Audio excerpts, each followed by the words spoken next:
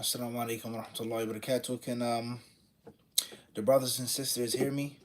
It seems as if a few bugs or issues that we've been having with the YouTube app lately, or at least with my devices. I'll say that. Inshallah, if someone could let me know that they can hear me and see me, and that we're actually live.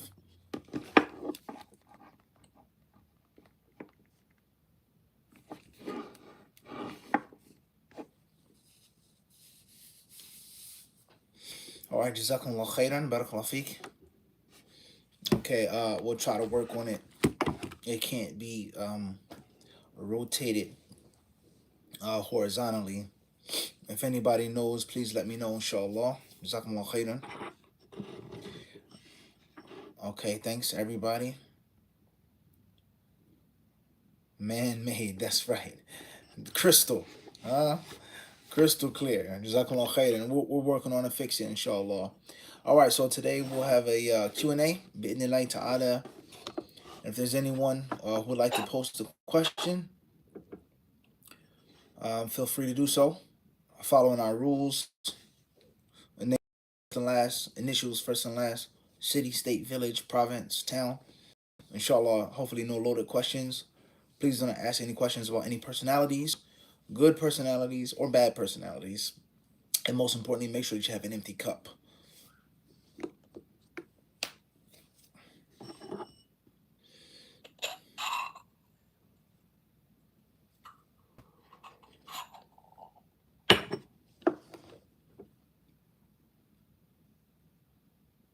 First question is coming from M.A. Hyderabad, India. Assalamu alaikum.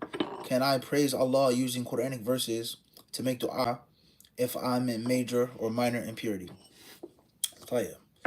Wa alaikum assalam wa rahmatullahi ta'ala wa barakatuh. There's nothing wrong with making dua to Allah subhanahu wa ta'ala, even if you're in a state of janaba, or if you've broken wind or anything that breaks your wudu, and or places you in major impurity. Making dua to Allah subhanahu wa ta'ala is totally fine. Now, the majority of the scholars say that if you're in a state of major impurity, you cannot recite anything from the Quran. Some say an ayah, half of an ayah, a third of an ayah. The other scholars who hold the view that the Muslim is allowed to recite the Quran, to touch the copy of the Quran, the Mus'haf, when he or she is in major impurity, they use as a counter argument that their many supplications include Quranic verses. So they say he can make dua, but he can't recite the Quran. But what if the dua has a Quran in it? So Allah knows best, but it seems that the correct view is that you're allowed to make any dua you wish, even if it contains Quranic verses, holy sacred verses from the holy sacred Quran, even if you're in a state of major ritual impurity. Wallahu ta'ala alam. Next questions come from KMDC. How did the surahs get their names? Jazakallah khairan. You have to sign up for our class, inshallah, on Ulum al-Quran. Maybe you'll find the answer to that question and to many, many more. Wallahu alam. Assalamu alaikum, Sheikh. Next question. KA, Manchester, UK. What is the rule on having personal belongings such as a phone, backpack, wallet, keys in front of you, in front of the row during congregational prayer? It shouldn't be placed in front of you if it's a means of distraction. Imam Ahmad rahimahullah ta'ala was of the view that nothing should be placed in front of the musalli besides his sutra. Nothing should be in front of the one who's praying. A book, nothing, out of fear and dislike of the danger of a person thinking and feeling, praying and prostrating to something besides Allah subhanahu wa ta'ala. However, if you put your book in front of you, your keys, that way you don't forget them, your phone in front of you on the floor, khairan, inshaAllah ta'ala. Wallahu alam, make sure you don't annoy anyone else. Wallahu alam. Assalamu alaikum, RM Maryland. Maryland where? Next question. AM's connected in New York. Can I make Umrah without a mahram if I'm going with a group? You should go with your mahram, inshallah. Go with a mahram. A in Manchester, UK, Sheikh, if my mind is making connection from an ayah from one chapter to another ayah from another chapter, not to say conclusions are correct, but in general, is this a good sign? Yes, inshallah ta'ala. From one thing, we learn 10,000 things. No doubt about that. The best way of interpreting the Quran is with the Quran. If you read Ibn Kathir, you'll find him one verse, another verse, a third verse, a fourth verse, and he's only speaking about one verse. Hakada. Wallahu ta'ala alam. Next question is coming from Initials AT, Nairobi, Kenya.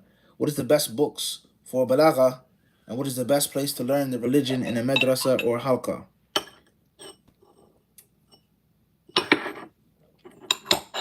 As far as Balagha is concerned, then I would advise you to strengthen your language of the Quran, strengthen your language of of Arabic through the Quran, Quranic Arabic. Of course, okay, that would be my advice. Allah Ta'ala A'lam. As far as the best place to study a madrasa or halqa, then do both. Study in a formal school or institution, and also sit with the different scholars of Islam, teachers of Islam, and the traditional circles as well. Wallahu ta'ala alam. Next question says, K.A. Manchester, UK. Sheikh, I read in Bukhari Sahih that the hadith about shortening the prayers for 19 days opinion by Ibn Abbas. How did the fuqaha arrive at 4 days and 4 nights?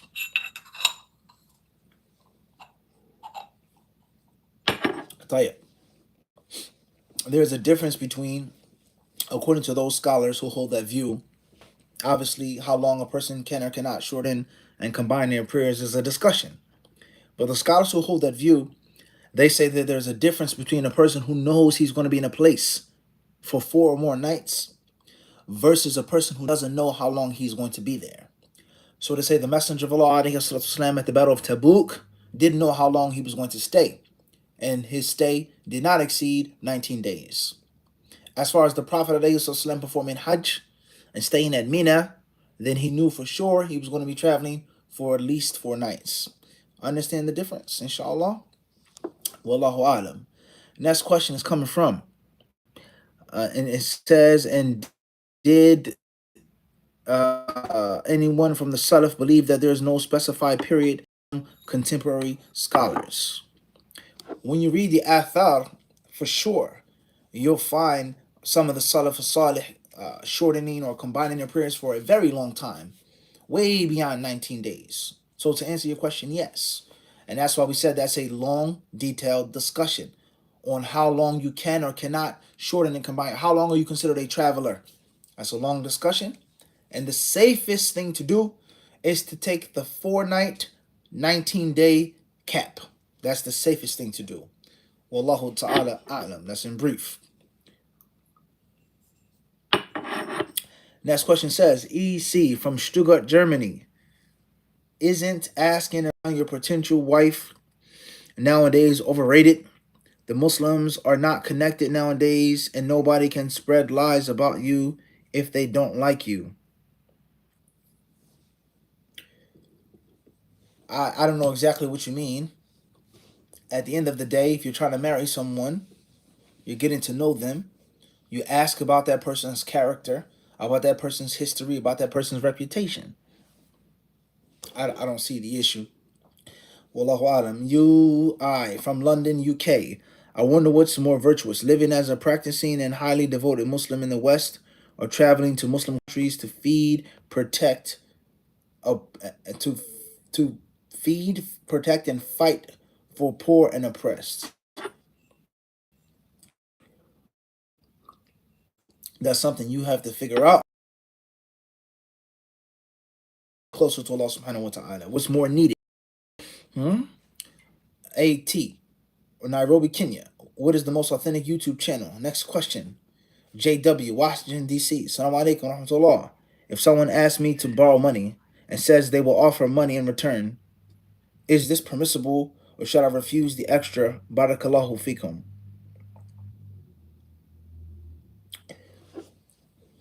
You should refuse. Or tell them, just give me back what you owe. That's it. You don't have to give me nothing back. No, nothing.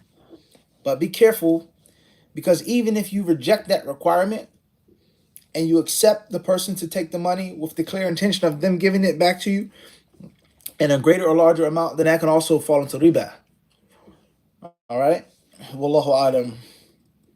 As far as if the one who took the loan, who took the money, and out of the kindness of his heart, he wanted to give more, I really appreciate you looking out for me, that's a different story. Wallahu ta'ala alam. Questions come from London, UK. Ustad, I have witnessed cross-contamination in pizza shops and sandwich shops. Should we avoid supermarket cafe sandwiches altogether? Cross-contamination takes place. That's a fact. Fear Allah the best way that you can. If you have no need of eating in those places and shops that sell the flesh of swine or meat that comes from animals that were incorrectly slaughtered, you stay away from it. You avoid it. Don't even deal with it. However, it's very difficult for a Muslim to avoid everything. I can't have the meat that isn't slaughtered properly. I can't eat in this shop. I can't get a slice of pizza because there's pepperoni, because there's sausage, because there's beef, because there's buffalo chicken. I can't get a cheese sandwich because. When you travel, and I'm not talking about a long, far travel, basic travel, one may say, literally, you'll starve. Literally. There's nothing to eat. Everything is cross-contaminated. You go to the coffee shop, you want a tea, person picked up bacon, or, I wanted, I went to a Korean, restaurant to get some tea and a steamed bun, and they also sell fried pork belly. What are you going to do? So, fear Allah the best way that you can. Wallahu ta'ala alam. And everyone doesn't have the ability to pack the food. I'm traveling for a long distance. I got off of a 12-hour flight, 13-hour flight, 8-hour flight, 10-hour flight, different time zone. I'm starving, hungry. I need something to eat. So that's a problem. MA, Manchester, UK, with making connections of the ayat with other ayat. Does the same go with hadith and the Quran, etc.? If you've watched HadithDisciple for some time, you're supposed to know the answer to that question. MA from Hyderabad, India. If say the isti'aza and then the basmala and start reciting Quran and then pause for a few seconds or minutes, should I repeat the isti'aza? It sounds like you're suffering from waswasa. You should, inshallah ta'ala, reach out for our waswas or waswasa services that we provide on personal one-on-one counseling and therapy. Our brothers and sisters who suffer from waswas. May Allah help us all. KA, Manchester, UK. Is it permissible to pray non-obligatory prayers in the car, even though it may be at times hard to focus and my sight won't be all over the place? If you're traveling, then that's one. But even when traveling, the Prophet ﷺ, he clearly made his nafila prayers on the back of his camel as he traveled, regardless of the direction.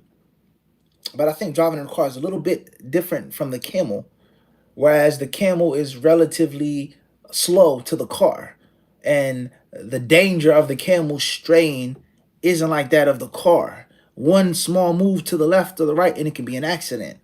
So be careful. Be very careful. Wallahu ta'ala alam.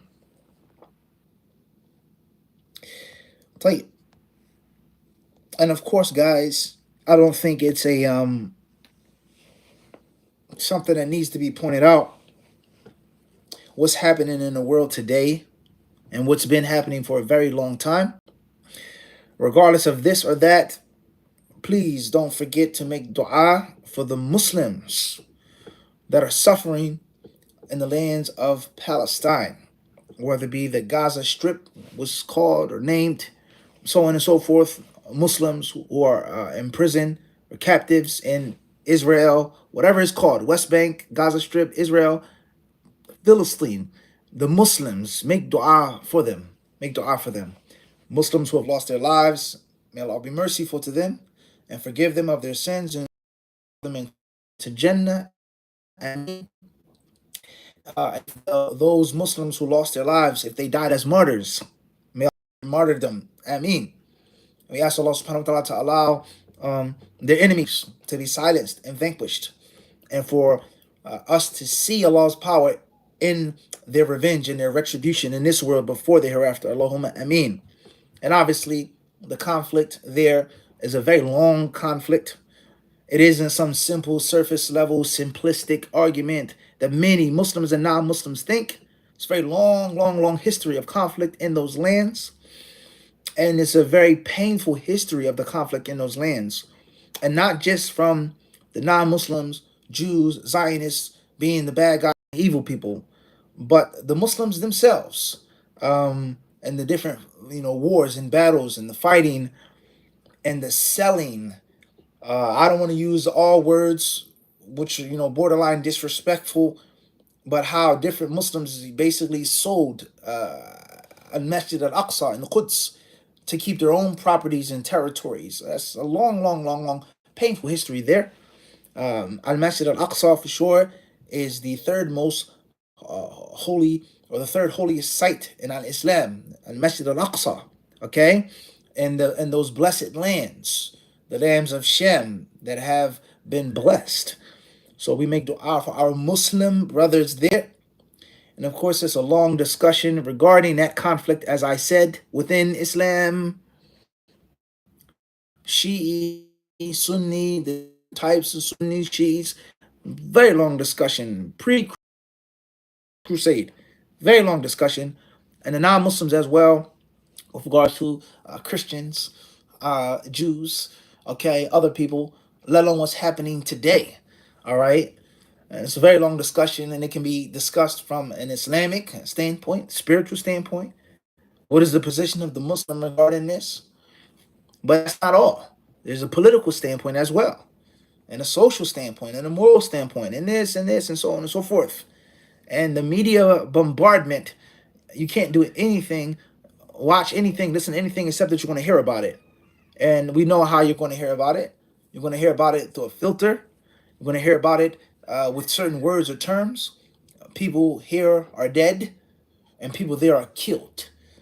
Okay, defense, so on and so forth. Very, very, very long discussion. Allahul musta'an, wa la hawla wa la quwwata illa billah. What I'm saying right now is for us to make dua for our Muslim brothers and sisters. That's the least that we can do. The least that we can do in light of that situation that's going on in the world today, that's been going on for some time, and only Allah knows how long it will continue to go on. May Allah make it easy for the people of Islam. That's what we're about. That's what we support. That's what we're talking about. Islam. Nothing else. We're not talking about political. We're talking about Muslims, Islam, the blood of the Muslim being sacred and being valuable to Allah subhanahu wa ta'ala. Huh? That's what we're speaking about right now.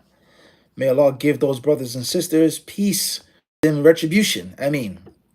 Khairan inshallah ta'ala.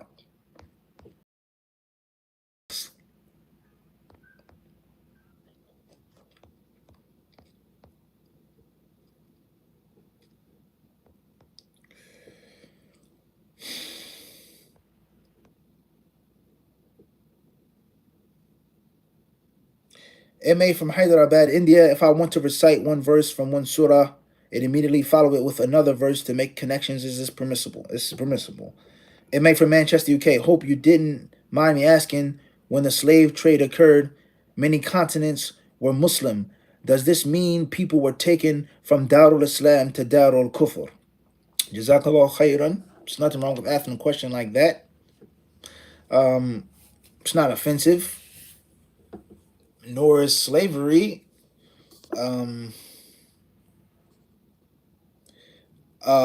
the history of slavery, nor is the history of slavery specific to one race. I don't know what the specific questioner may feel or intend by that, but that's a major misconception and fallacy about slavery, is that slavery only pertained to one race. That's a big mistake. And I think it's important to know that with regards to what the Muslims suffer today from prejudice, nationalism, racism towards people. They'll call an example in America, somebody from, let's say, somebody from Pakistan, he'll say to a black Muslim, "Oh, you're a son of a slave." Or somebody from Somalia will say, "Oh, they're descendants of slaves." Okay, maybe they are, maybe they aren't. Okay, slavery took place. That's a fact. In and outside of America, transatlantic, all over the place. But the crazy part about that is the guy from Pakistan, or the guy from Senegal, or the guy from this country. It's a big possibility that you were a slave too. but you just don't know about it, or you choose not to speak about it, or it wasn't brought to the surface. But if I'm the descendant of a slave, in most cases you were too. If we go back 50, 75, 100 whatever years ago, in this palace, in this farm, in this field, your grandfather was a slave as well. My great nanny picked cotton, and yours, you know, Allah Alam, what he picked or what type of slavery he did or she did. So many people, they think that slavery is only a black white thing, and that's a major trick of the shaitan. Slavery never ever was attached to just one color. It never ever was attached to just one race or one religion. Slavery was a system worldwide, global. The Romans, okay, the Persians, the ancient Egyptians, the Greeks, okay, the great empires of Mali. Wherever you go, wherever there was human beings and dynasties and kings and rich, then there were slaves. The Aztecs, the Incas, the Mayans, the Olmecs, wherever you go, Arabs, Jews, wherever you go, there were slaves. That's a fact. So slavery is never ever specific to one type of person. All right, be mindful of that. Okay. Now, does that mean that slaves were taken from Dar al-Islam to Dar al-Kufr? In general, yes. And also at the same time, no. Slaves were captured, slaves were traded, slaves were sold, slaves were gifted from Muslim and non-Muslim lands, unfortunately. All right. So sometimes it could have been from a non-Muslim land, Dar al-Kufr, Dar al-Harb, and sometimes from a Muslim land. Slavery, like any other practice in the history of the human being, there are going to be people who follow rules, and then there are going to be people who don't care about rules. Islamic rules or non-Islamic rules. Understand? Islamic rules or non-Islamic rules. So in the history of slavery, there are many non-Muslims. There were rules on what a person can and cannot do with or to his or her slave. Some people followed those rules. Some people said, I don't give a damn. It's my slave. Or these people, they're free, but they're not from our race. They're not of our religion. They're not this. So we can just take them, capture them, sell them, mistreat them, etc. And the Muslims, unfortunately, are no different. All of the rules weren't followed. There were different traders, whether they were Arab traders, African traders, or people who collaborated with those Arab traders. A perfect example of this, and it's no disrespect to nobody, is just historical facts. You talk about Oman and the Muscat Kingdom, okay, or this dynasty and this empire that he had in Zanzibar, okay, the little small tiny island of Zanzibar on the southeastern coast of Africa, right? You just read about that now. The many people, they want to erase their history or get rid of it or whitewash their history, but it's a fact. If you read about Oman and their involvement with the capturing, selling, trading of millions of African slaves, do you think they were all purchased or captives of war in the legal way? Of course not.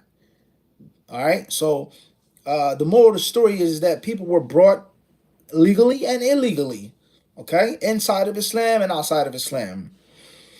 Wallahu ta'ala alam. And obviously, as we said many times before, the history and slavery is momentous. It's very long. And it isn't just, like I said, a surface discussion. And you got to be real. If you want to talk about it, you got to be honest and real. Wallahu ta'ala alam.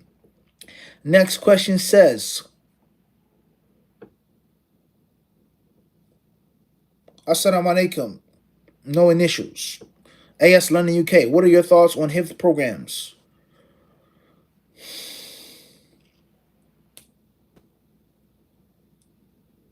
Or it says before that, I'm sorry. Yes. What are your thoughts on HIF programs online? I heard I had a teacher, but I felt that they were very distracted. HIF programs online have pros and cons. You have to weigh the pros and cons yourself.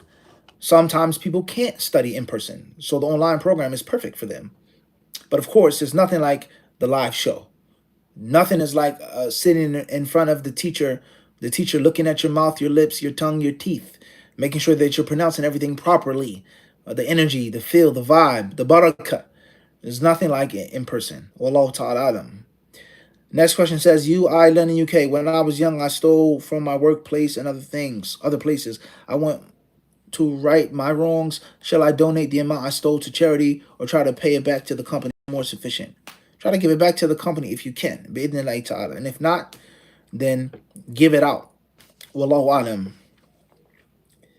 Question says, Assalamu alaikum. MN from Sharjah, UA. What is your advice to a brother who is I can't really see the question. Let me see if I can click on it. Okay. What is your advice to a brother who is in the process of getting married to a sister Islamic more knowledgeable than him? What are the pros, cons, and challenges he could face or could he face in the marriage? Jazakallah khairan. Shout out to the disciples in the UA or UAE, excuse me. Well, I mean, the general rule, okay? The general rule, no one, get their stockings, we'll say, in a twist, right? Get all upset. The general rule is that a man in a marriage should always have the upper hand. The man in a marriage, we said should. He should be the one who has the longer highlight reel. The stats should be stacked higher in his favor. Whether that is age, whether that is Islamic knowledge, whether that's physical strength, height, whether that is money, wealth, whether that's life experience, etc. And that is because he's the leader. And the leader is supposed to lead. And the leader is supposed to have the things tipped in his side or his scale, right? So if a woman has money in general, obviously we're not talking about every single woman, but the general rule, it's a big possibility that the woman is going to try to control the man or try to throw it in the man's face, right? If the woman has more Islamic knowledge, then it's a big possibility the woman is going to at least, at best, refute him from time to time, let alone throw it in his face. You don't know more than me. Shut up. You can't tell me to obey you. You can't recite the Quran properly. You haven't studied as much as I have. I've memorized this. I have ijazah in general. That's a fact. Let alone try to control him or maybe even manipulate him with the knowledge in general. Okay? If a woman is older than a man in general, once again, it's very common. She's going to try to, lean on him with her weight, or with not her weight, with her age. Okay, speaking about weight metaphorically, lean on him with her age. I'm older than you. I have more life experience than you. You don't know this, you don't know that, so on and so forth. So that's the general rule. However, it doesn't mean that that rule is going to apply to every single man and every single woman. Also, if you look at it from the aspect of the men, let's not bash the woman without bashing the man. Now, the man may feel extremely insecure because she has so much knowledge and he has so little knowledge. So the man, he may create arguments. He may start fights out of thin air because he's so prickly and he's so insecure. She says something, she makes a joke. Oh, what are you trying to say? Are you trying to say this? Oh, just because I didn't study in Medina, I don't know this. So if you have those insecurities, all right, that's the bottom line. Okay, so that's the reality. We're talking about human behavior. So it depends on the situation. Wallahu ta'ala alam. The next question says, HH Queens, New York. Barakallahu feek. Do you have any advice to a Quran student that is very lazy? Seek Allah's refuge. Laziness and lethargy is from the attributes of the munafiqun, and it's from the things that the shaitan loves. So you have to seek Allah's refuge, and you have to have people around you that will inspire you and push you to get it going. Wallahu alam. HH Queens, New York. All of the earthquakes that are happening in the sign, is this a sign of the last day of judgment? And should you wait for the last hour? La hawla wa la quwwata illa billah. All of the different earthquakes, oftentimes happening in the Muslim lands, Turkey, Afghanistan, so on and so forth. Allah musta'an. Is it a sign of the last day? No one but Allah knows when the last day will be. There are many signs of the last day that have manifested themselves. Smaller signs, minor signs that are far more widespread than earthquakes, such as the prevalence of ignorance, and such as the mass consumption of alcohol, and such as the abundance of women, and such as the widespread phenomena of zina. So only Allah truly knows. La hawla wa la quwwata illa billah. May Allah make it easy for our brothers in Afghanistan that have suffered from those devastating earthquakes. And a friendly reminder is that we should make dua for the Muslims whenever they need dua. I've said this before and I'll say this again. We should not make dua only if it's a race that we're from or associated with. We should not make dua for oppressed Muslims just because they come from this bad and that background. And that's too common. Muslims, they make dua for our brothers and sisters in Syria. Well, who need dua? And they need many other things. But what about the Muslims, the different refugees, war-torn countries in Africa? How many people are making dua for them? How many people are raising funds for them, or doing projects for them? Okay, now the spread of Islam in Syria versus the spread of Islam in certain countries, certain African countries in which there are refugees. Of course, we know there is a difference in the ratio, but that's not the point. There are needy Muslims here, and no one fights for their cause or champions their causes. But when it's this land, this country, that country, that's a problem. All right, and we've said that many times before. Wallahu ta'ala alam. Next question says,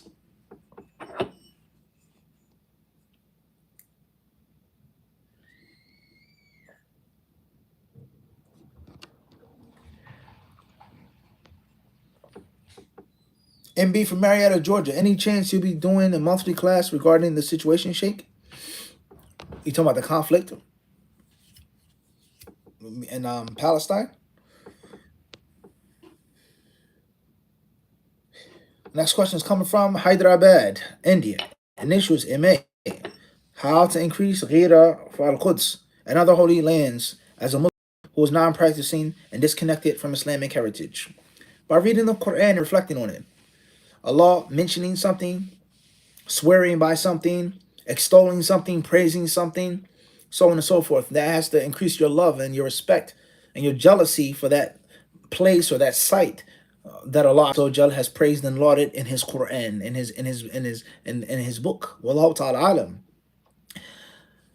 IH, London, UK. If someone gets into a habit of not praying the witr, will he be sinful? And similarly, when making wudu, he washes his body parts once rather than 3 times, thus becomes a habit. Witr is not obligatory according to most of the scholars of Islam. One should make witr for sure. Highly recommended sunnah. Making wudu once is not obligatory. But a person shouldn't continually, habitually just do that which is basic necessity. If you want your iman to grow and to flourish, do more. Wallahu ta'ala alam. Question is coming from Al-Ibana.